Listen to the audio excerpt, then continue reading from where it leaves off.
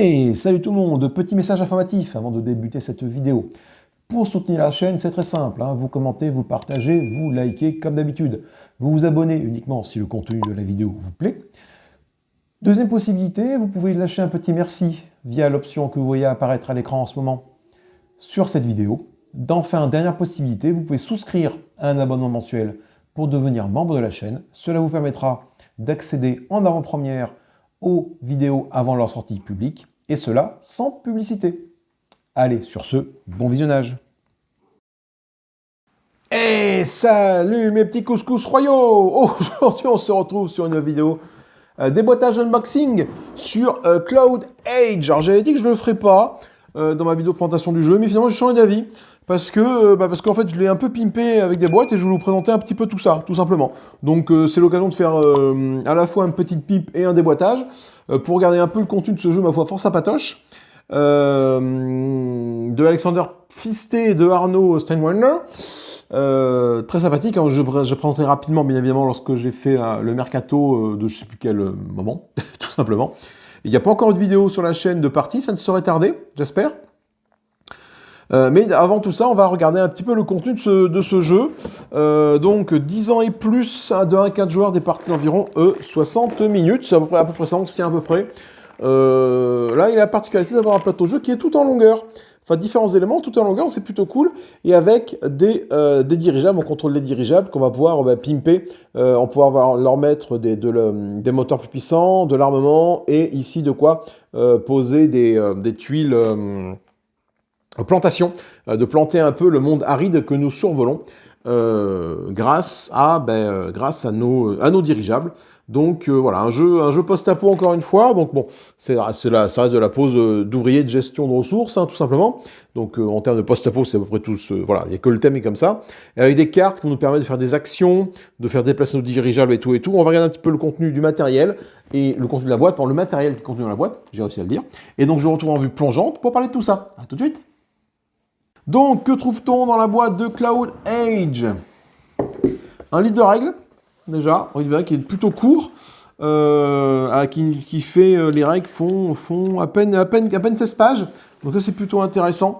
Un livre de règles assez court, déjà les deux premières pages, ça te dit comment mettre des autocollants sur les tokens, ça te raconte un peu le matériel de base, ça te dit que chaque joueur a tel ou tel truc, en termes de matériel.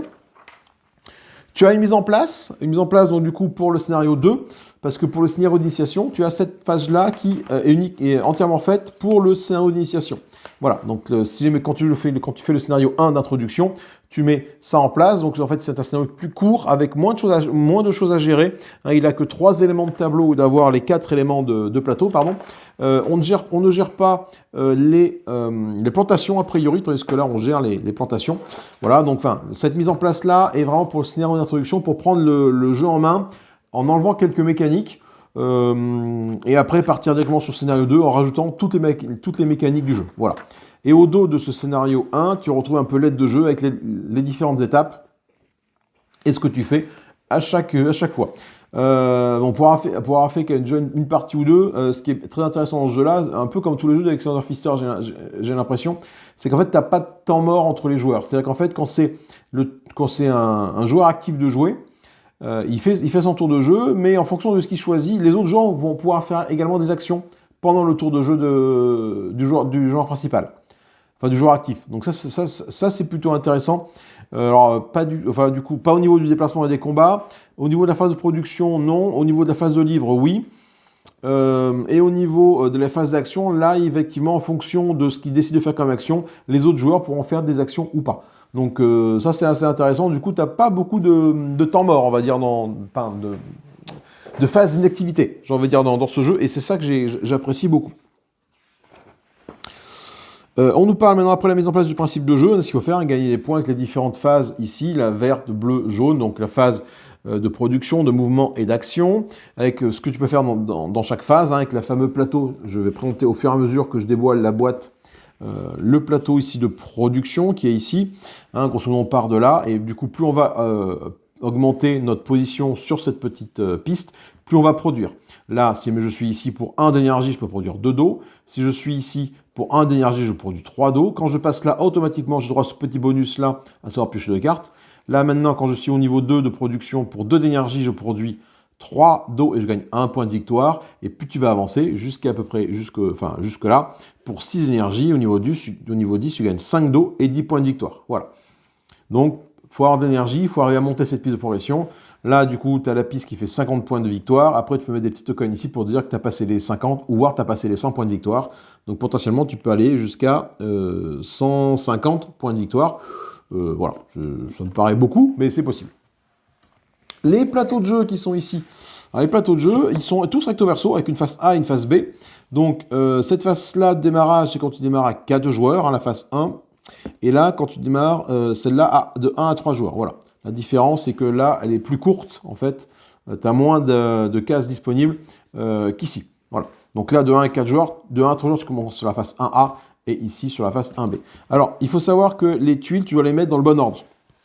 C'est-à-dire que tu mets la 1, puis la 2, puis la 3, puis la 4, et ça, voilà, ça te fait ton chemin comme ça. Pourquoi? Simplement parce que la 4, les actions qui vont être présentes ici vont te demander énormément de puissance de frappe. Par exemple, là, si tu arrives ici, pour gagner les 9 points de victoire, il faut que tu fasses 10 points de dégâts. Et là c'est au début du jeu, pour gagner 2 d'eau, tu dois faire 2 points de dégâts. Donc si jamais tu mets ça typiquement au début, ton dirigeable ne sera pas assez puissant pour pouvoir faire ces points de dégâts là. Donc du coup, en termes de plateau de jeu, tu as une face A, une face B, mais tu auras toujours cette progression 1, 2, 3, 4. Après, face A, face B, là, tu peux les combiner, il n'y a pas de souci, pour un peu plus de rejouabilité. Voilà. Après, bon, il faut voir, c'est que généralement, dans ce genre de jeu, les plateaux de jeu, c'est un plateau fixe. Donc, au pire, tu as un recto verso et ça s'arrête là. Mais là, du coup, il y a quand même cette petite notion où tu peux mixer les faces. Ça, c'est intéressant. Donc, la livre de règles, on nous parle maintenant, je reviens un peu sur la fameuse phase de mouvement pour déplacer ton dirigeable. On va venir après sur les différents jetons. Comment est constitué ton dirigeable, les phases d'action, ce que tu peux faire avec tes cartes, le détail des cartes. Là aussi, c'est plutôt bien fait avec des exemples. Il y a quelques petits points particuliers avec du marqué du attention. Donc là, quand tu arrives sur ce cas-là, tu fais attention. Les encadrés sont quand même bien faits.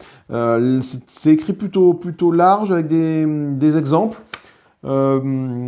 C'est bien fait. La notice est plutôt bien faite. Et à la fin, les deux dernières pages, c'est pour le mode solo et le mode campagne. Parce que la particularité de ce jeu, enfin, une des particularités, en plus d'être, du coup, j'ai encore l'impression que c'est une marque de fabrique d'Alexander Pfister, c'est d'avoir intégré un mode campagne pour un jeu de pose ouvrier. Que ce soit en solo ou en multijoueur. Et ça, c'est intéressant parce que même si ça reste une course au point entre les joueurs durant la campagne, vont devoir faire des choix.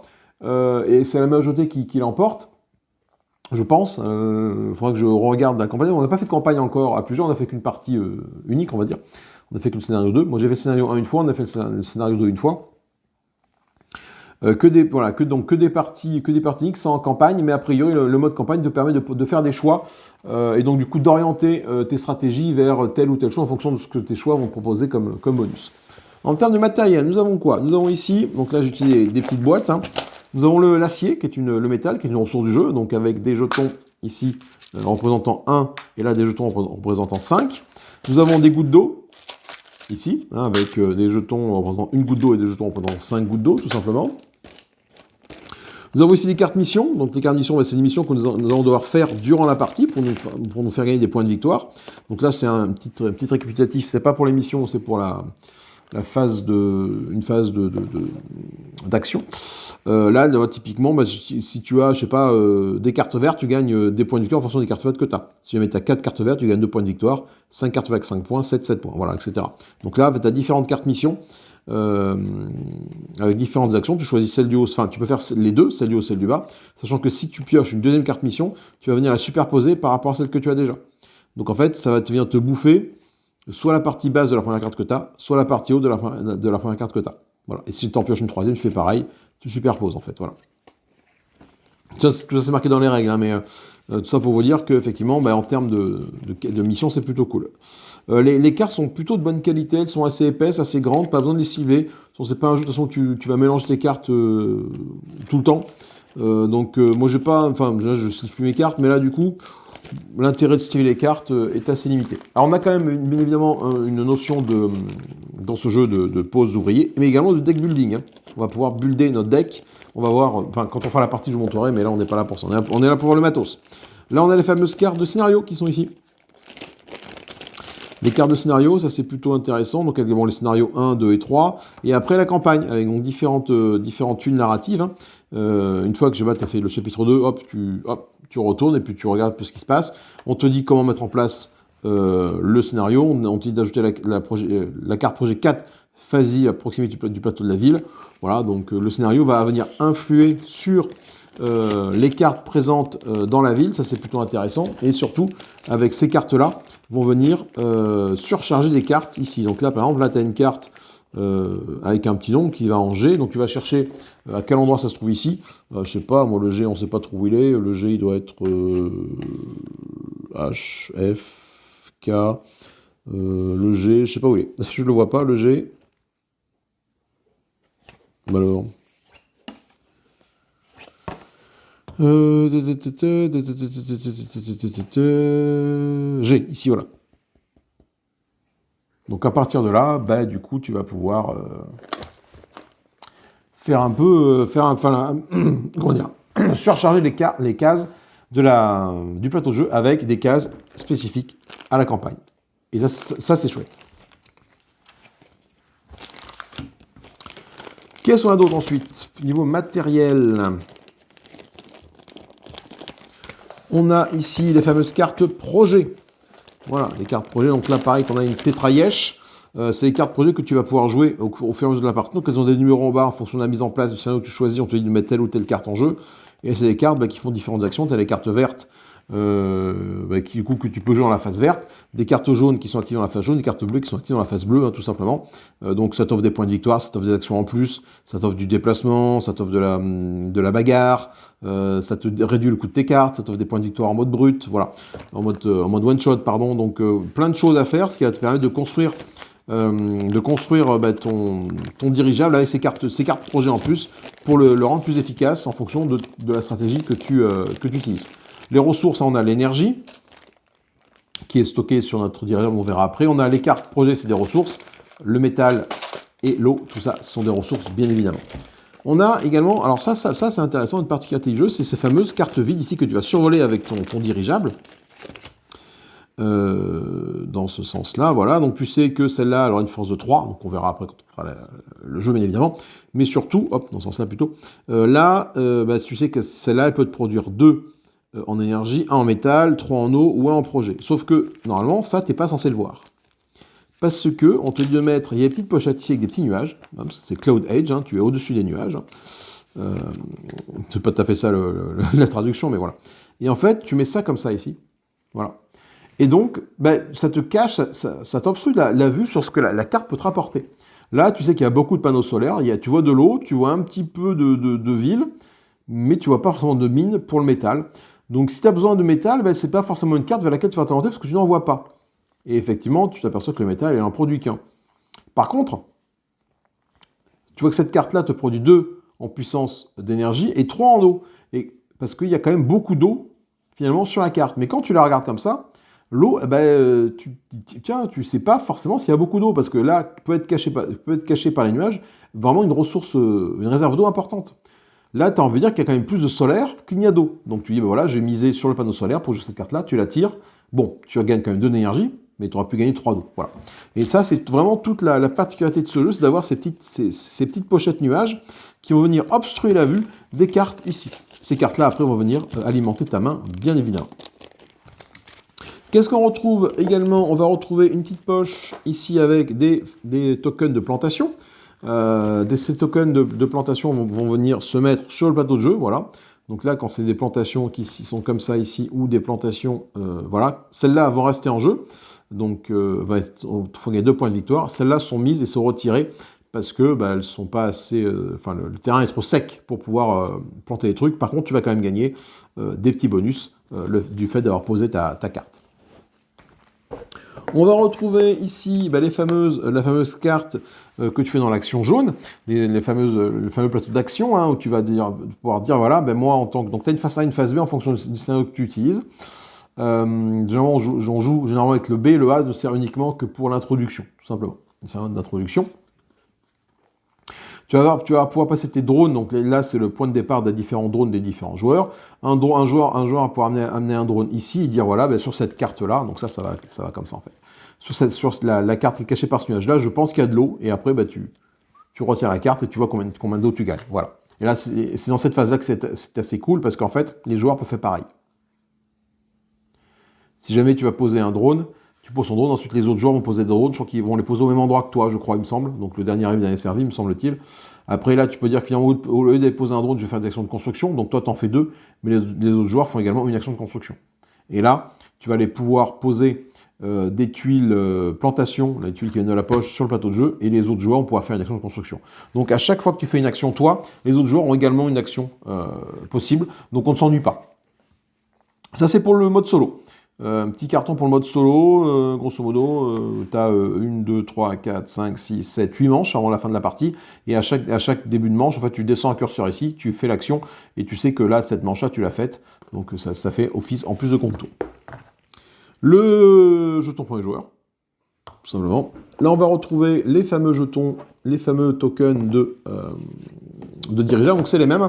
Donc ils ont une face A et une face B, en fonction de comment tu joues. Si jamais tu joues avec le scénario d'initiation, tu as la face A, tu remarqueras ici, il n'y a rien du tout. Tandis que là, la face B, tu as les petits inserts pour mettre les plantations. Grosso modo, qu'est-ce que ça veut dire? Là, ben là, tu vas pouvoir mettre, si je prends du coup le contenu du joueur jaune qui est ici, voilà, hop. Je mets ça avec. Donc, je ne vais pas présenter tous les plateaux joueurs, c'est les mêmes. Hein. Mais grosso modo, hop, tu as ça ici. Donc là, tu as ton dirigeable à toi, voilà, que tu fais déplacer sur la carte. Là, ça représente tes drones que tu vas amener survoler les villes quand tu vas y passer. Là, c'est le petit token que tu vas mettre sur la tuile de production d'énergie qui est ici pour le faire bouger et suivre ton niveau de production. Là, c'est ton niveau d'énergie que tu mets ici sur ton plateau de dirigeable pour suivre ta gestion d'énergie. Là, c'est ton token de point de victoire que tu fais suivre ici, pour savoir quel point de victoire tu en es, voilà.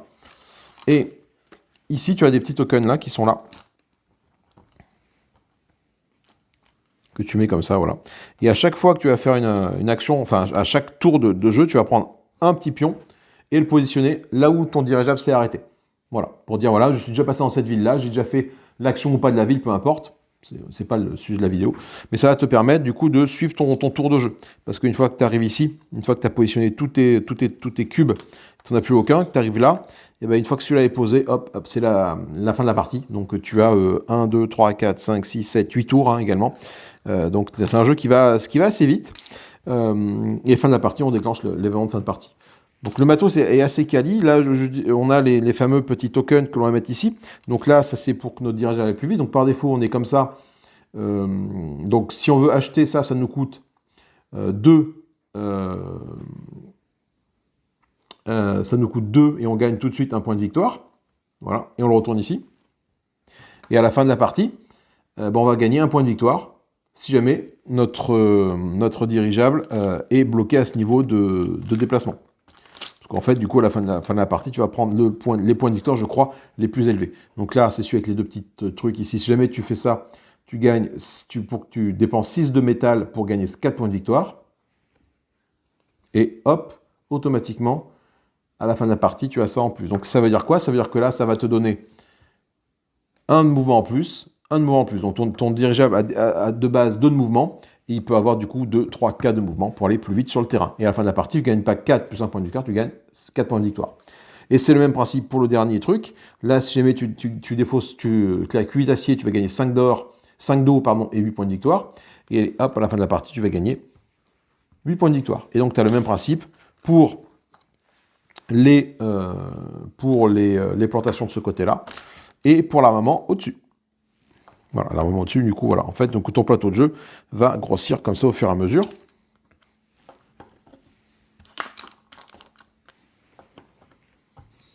Voilà, donc là, il y a l'envers, mais grosso modo, donc si tu es là, tu gagnes un point de victoire quand tu améliores ton truc, et là, du coup, maintenant, tu as plus 1 point d'attaque lorsque tu fais des attaques. Voilà. Qu'est-ce qu'on a également? On a également des belles cartes ici, de la même façon que les cartes de ville de tout à l'heure, avec des numéros. Ces cartes-là vont te permettre, lorsque tu le joues, dans ton jeu, t'en pioches deux.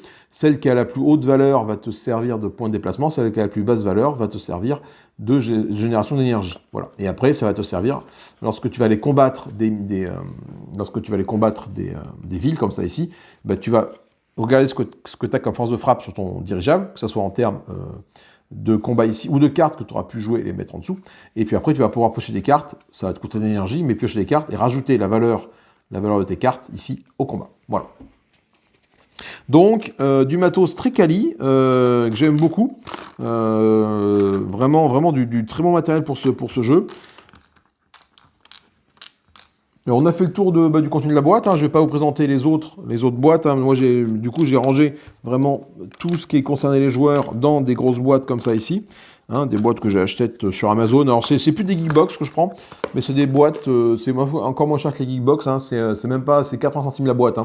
Quand tu les achètes, j'achète un paquet de 30, donc tu as une grosse, une petite, une moyenne, donc tu as ça, et dans celle-là, tu as encore une plus petite, mais là, je n'en ai pas à vous montrer parce que il n'y a rien qui matchait en termes de taille. Mais on a vraiment du bon matos là-dedans, pour un jeu, ma foi, sympathique, pas forcément très connu, mais sympa à jouer, parce que, encore une fois, c'est comme tous les jeux d'Alexander Pfister, et ben tu t'ennuies pas en fait.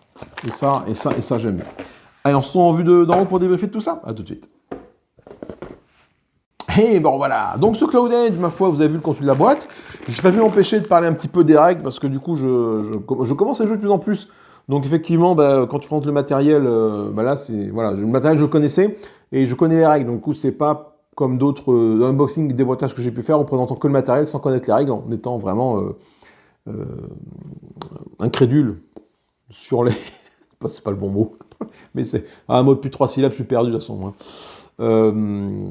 Voilà. Du coup, je me suis perdu dans mes propres pensées. Je me fatigue. Oui, donc du coup, là, je connaissais les règles. Donc, j'ai pu parler un petit peu des règles.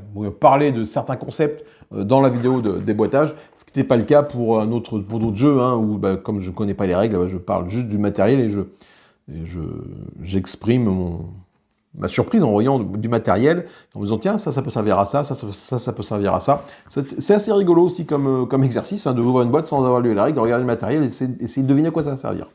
Ça, c'est pas facile à faire, mais je pense que c'est un exercice assez sympathique que j'essaierai de mettre en place plus souvent. D'ailleurs, maintenant, quand je fais des déboîtages, c'est vraiment, j'ouvre la boîte et puis voilà, je n'ai pas du tout regardé le contenu, ni les règles, donc ça peut être assez rigolo de voir ma tronche d'ahuri lorsque je fais cet exercice-là.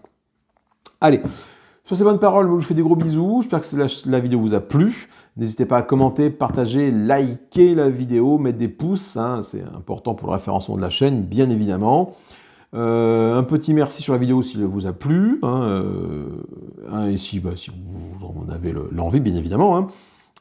Si jamais le contenu de la chaîne globalement vous plaît, pourquoi pas souscrire à un petit abonnement mensuel de 0,99 centimes pour pas avoir accès à toutes les vidéos qui vont sortir en avant-première, donc 1 à 2 jours avant et sans publicité. Hein, donc je fais tout pour que ça arrive. Et également avoir accès à toutes les vidéos de la chaîne qui ont déjà été diffusées, également sans publicité. Donc là, ça me demande un peu plus de travail parce que les vidéos, il y en a quand même pas mal qui ont été faites. Donc il faut que je récupère, que je réupload toutes les vidéos et que j'active le mode non publicité sur ces vidéos-là. Donc ça prend un peu de travail, mais j'en fais quelques-unes par jour et je finirai par booker toute la chaîne en mode no pub pour les membres de la chaîne, tout simplement. Moi, je vous souhaite une bonne fin de ce que vous voulez par rapport à quand vous regardez cette vidéo-là. Amusez-vous bien. Salut, bye bye.